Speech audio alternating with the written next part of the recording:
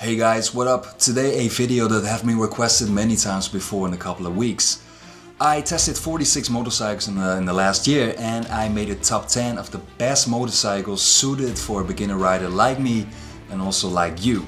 So let's start out with the number 10, and that's already a big surprise.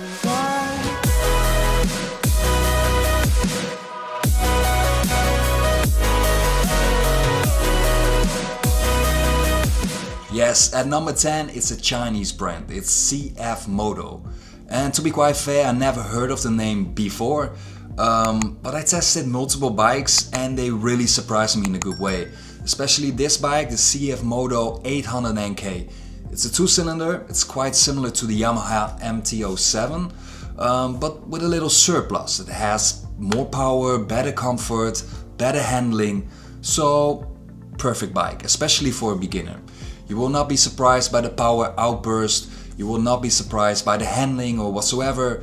It's just a great bike, 7.65, so great comfort and great excitement. But that's not the only CF Moto in the top 10, there's another one. And at number 10, again a brand that I wasn't really a fan of beforehand, but now after testing multiple bikes of this brand, an Indian brand actually, I've became a fan. So this is Royal Enfield, the Guerrilla 450. It only has 40 horsepower, 1-cylinder, but wow, this bike gives you goosebumps. It has so much power, torque in the low range that it feels like a little pit bull that is going wild. So make sure you watch the video of my ride with the Guerrilla 450 Royal Enfield. And even though this is an Indian brand and at number 10 we had a Chinese brand, this is really good quality. Nevertheless, really great quality, great comfort, great handling, and excitement level was enormous. So yeah, the Royal Enfield has a grade of 7.75, and that's for a motorcycle that only has 40 horsepower, 1-cylinder. Wow. And at number 8, like I mentioned before, CF Moto, twice in the top 10. I never thought that I would pick 2 CF Moto motorcycles in my top 10 out of all the 46 motorcycles that I tested, but this bike is something else. The 675 NK 3-cylinder.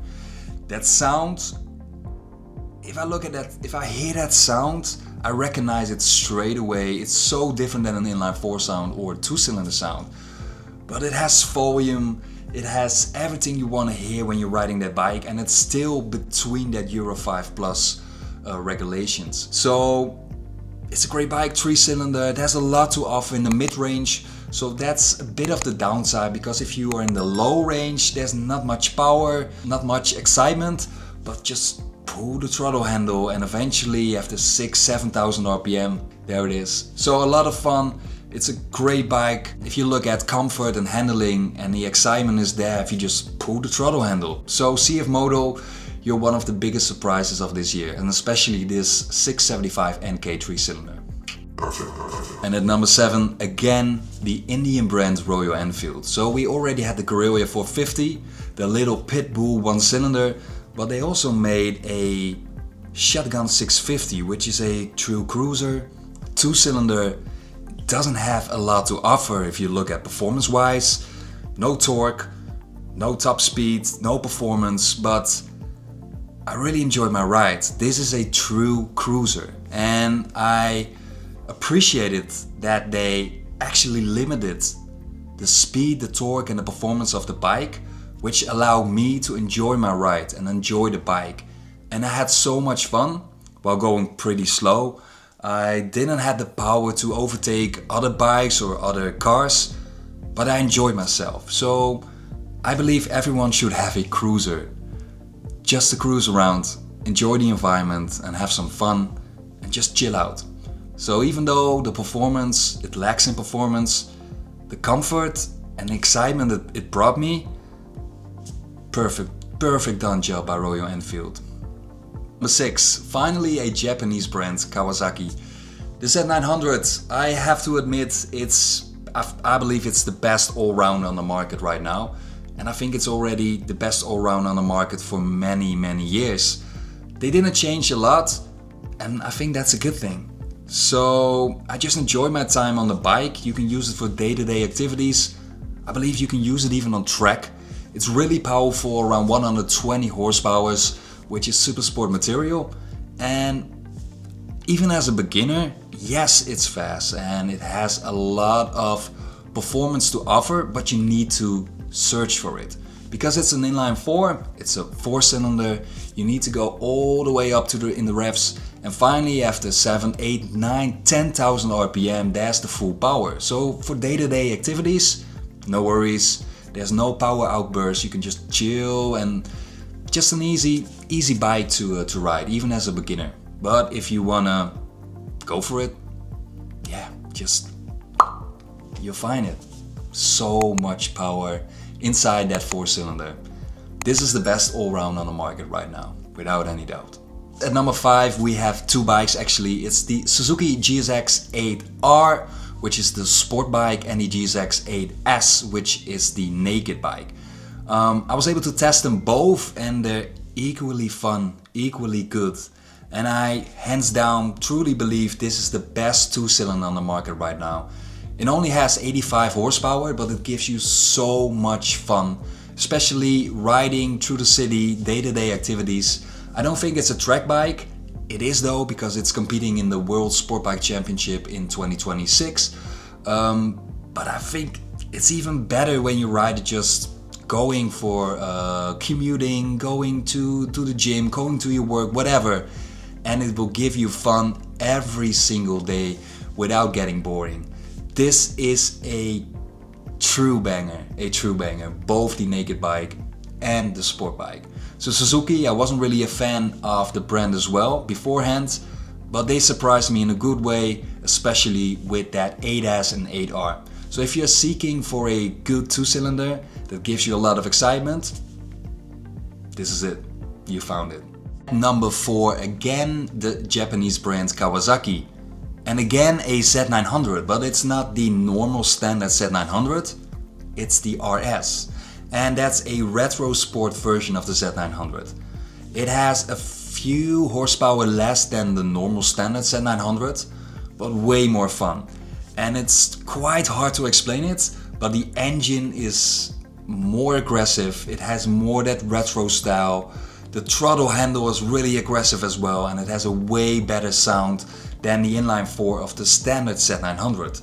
Nevertheless, this is also an inline 4, and it just gives you that vibe, that 80s, 90s vibe. I'm not sure which era they're trying to feed here, but I really enjoyed my time riding that bike, and I don't think I would buy it that fast, but if I have the opportunity to rent it again, or just test it again, I would definitely do so. So if you ever had the opportunity to rent it, test it or buy it, that Z900 RS, aggressive and so much fun. Yes, here we are, we finally reached the top 3 out of all the 46 motorcycles that I tested as a beginner rider in my first year.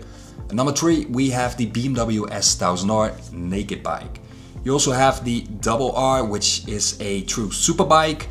This is the naked bike, a bit less of horsepower, still 170, and that's almost 100 horsepower more than the Yamaha MT-07 that I tested during my riding lessons. During that time, so I tested the MT-07 multiple times and I built it up gradually, step by step, and eventually ending with that 170 powerful horsepower BMW S1000R. But this bike is an all-rounder. And I thought it would be scary at first. It wasn't. Yes, it's really powerful. I wasn't able to go full throttle, but I didn't care. Especially when you go in the low revs. It's a really easy going bike. You can use it for commuting through the city. It's just a simple bike. It's not frightening, but if you open up the gas handle, especially after 8, 9, 10,000 RPM, as you may know, inline 4, you need to rev it up. There's so much power, there's so much more to discover. And that makes it so interesting, this bike, that it feels like an all-rounder and that you're in charge. But when you unleash all the power, wow. And that made me really curious, and I want to test this bike multiple times in the future. I might even buy it. Yes, number 2.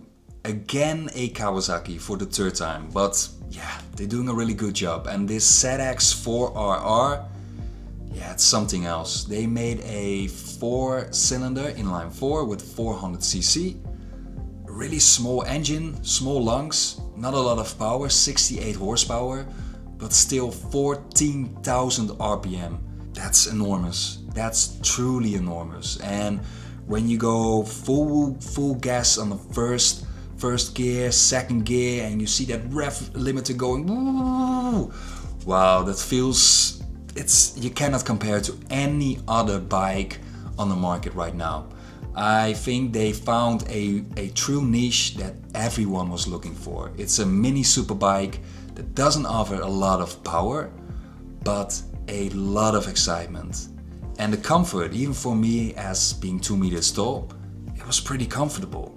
And I had the pleasure to ride it 3 times already, and it was fun every single time. And especially with a Akrapovic exhaust, that was the first time, no dB killer. That sound was amazing, amazing. So if you're seeking for fun, but still in a way that it feels comfortable and not overwhelming if you look at the power that it has to offer, the ZX4RR, it will bring so much joy. Number 1, Ducati, the Street Fighter and the Panigale V2S. I was able to ride them both. I rode the Street Fighter V2S during rainy conditions, so that felt a bit less comfortable, but that Panigale V2S was truly magnificent. I had the feeling that the bike could read my mind when cornering, when opening the gas handle. Before you were thinking of what you want to do next, the bike already understood and was performing that. So if you want to make that corner, it was already leaning towards that corner. If you were opening the throttle handle, it was so easy going and it really could read your mind. Of course, that's not the case, but it felt like it. I think that Ducati is the best bike out there at the moment, especially when you're a tall rider, 2 meters tall. Comfort wise, a 9, and excitement wise, a 9 as well. And even for a 2-cylinder, it's a V2 though. It has all the power, not just in the mid-range, but also in the low range, the high range, just the entire range. There is power, but never overwhelming. So when you're a beginner rider and you think 120 horsepower is super sport, one of the best super sport machines out there, it might be overwhelming. It never was. And even for a 2-cylinder, I don't really like the sound. This sound was quite decent, the V2 sound. And overall, comfort-wise and excitement-wise, both a 9. This Ducati is the best bike I've been on so far. If I have the financial opportunities, I will buy it straight away. It's an expensive bike though, but I want to test it further. And I'm not sure if the V4S is even better, but this V2S is the perfect bike for a 2 meter tall beginner rider. Alright guys, thanks for watching. I hope you enjoyed this top 10 out of 46 motorcycles that I tested in my beginner rookie year. Of course, from next year on, I will not be a beginner rider anymore. Maybe intermediate, I'm not sure, still not experienced, but let's say intermediate will ride a lot of new bikes coming up in 26. So don't forget to subscribe and of course like this video if you actually liked it. And I see you later on. Thanks for watching. Cheers.